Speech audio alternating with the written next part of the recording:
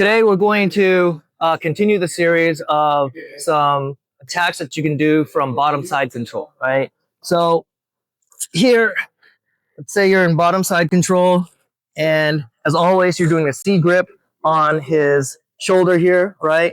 And you're always keeping tight to his upper body with your legs, right? So you can always feel where he's going. He can't mount you this way, and you're able to sort of keep him in here, right? You don't want him creating too much space, because in this sense, you're the one that wants to do some attacks. So what you want to do here is make him feel safe, right? So first, he's in this position. He feels safe, like he's going to attack. And you come here, and you want to put your hand in his collar, but not like this, not like this. What you want to do is put it in between your index finger and your middle finger, right?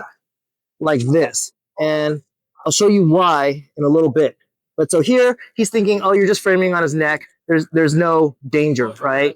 So then once you get this here, yeah, you wanna make him think that you're struggling, right? So you're kind of pushing away. He's kind of pushing into you. And then what you want to do is hip up and then get this hand, your underhand, right here, right?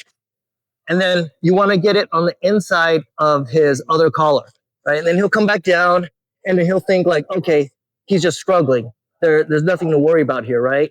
So then what you want to do here is push into him, and then you'll get a little bit of space, and you want to push this hand deeper into the collar. Not too deep, just right around his carotid artery. And again, you want to have the collar go in between your fingers, your index and your middle finger.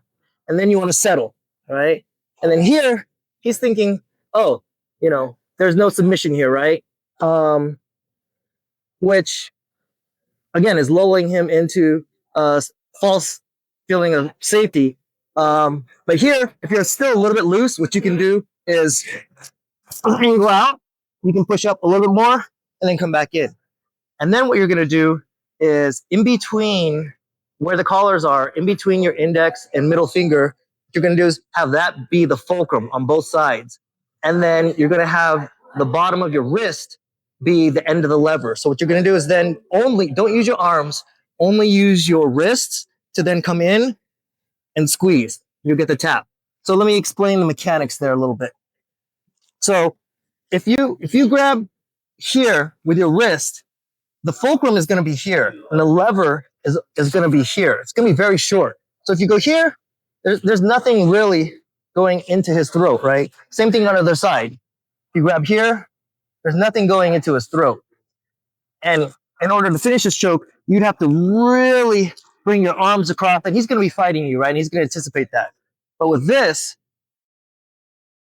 when you put the collar, the gi right there, and you move that as the fulcrum, you have this much of a lever, right? So with that, you can start the fulcrum there, and then his carotid across here, you're going to go all the way across it, right? Same thing with this side. You're going to have the fulcrum here.